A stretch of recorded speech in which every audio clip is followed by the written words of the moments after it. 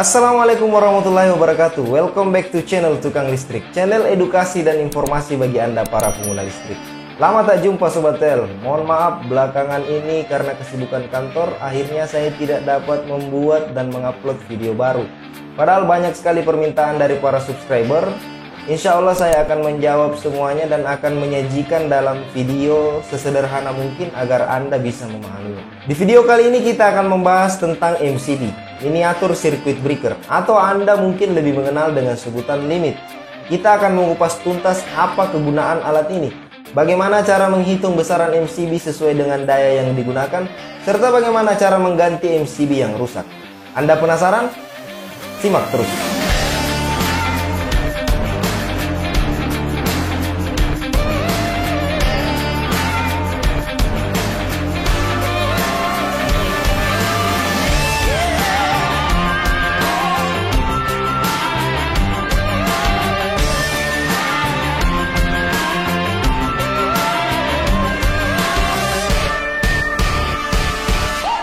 MCB adalah singkatan dari Miniatur Circuit Breaker.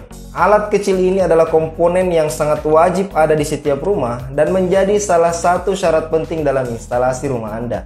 MCB di rumah pelanggan biasanya ada dua, satu milik PLN dan satunya milik pelanggan. MCB milik PLN terletak di kWh meter, sedangkan MCB milik pelanggan terletak di dalam rumah.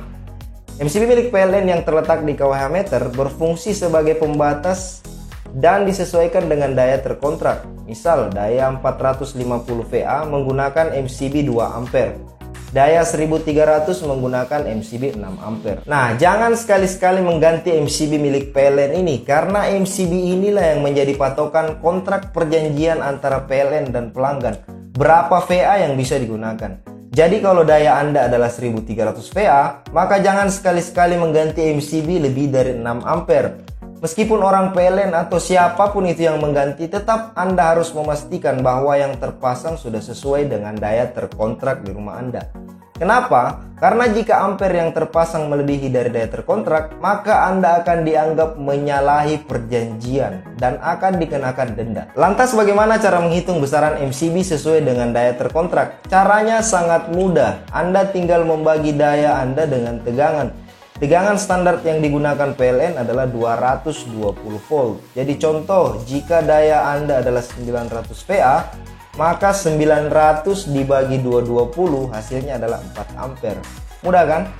Misal lagi, daya Anda adalah 2200 VA, maka 2200 dibagi 220 hasilnya adalah 10 ampere.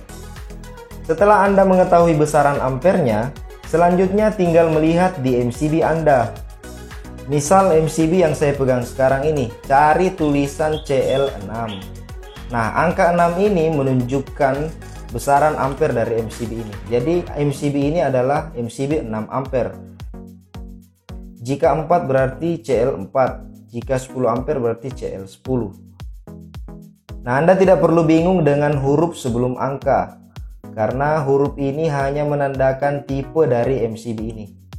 Nah, kebanyakan yang kita gunakan di rumah pelanggan adalah MCB tipe C. Nah, sekarang kita akan membahas kegunaan dari MCB. Kebanyakan dari kita menganggap kegunaan dari MCB ini hanya sebagai pembatas yang digunakan oleh PLN untuk membatasi penggunaan pelanggan berdasarkan daya terkontrak. Makanya kebanyakan dari kita menyebut alat ini sebagai limit atau pembatas.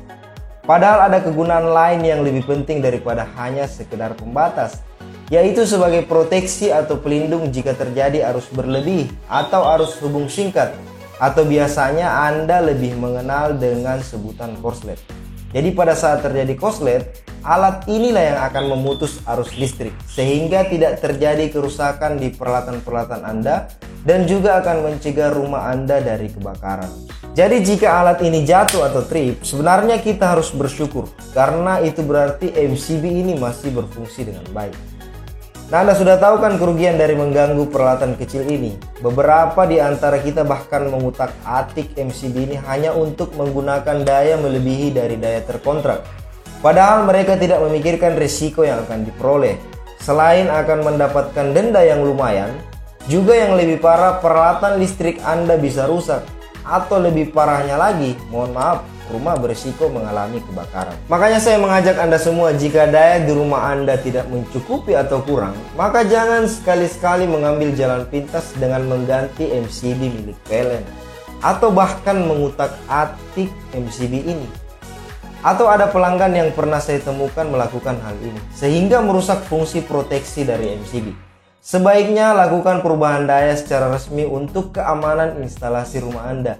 Biaya tambah daya murah kok. Silahkan dinonton di video ini untuk simulasi perhitungannya, daripada Anda harus menanggung kerugian yang lebih besar. Baiklah, demikian dulu pembahasan kita di video kali ini. Di akhir video saya akan memberikan Anda tutorial penggantian MCB milik pelanggan di dalam rumah yang sudah saya janjikan di video pertama saya.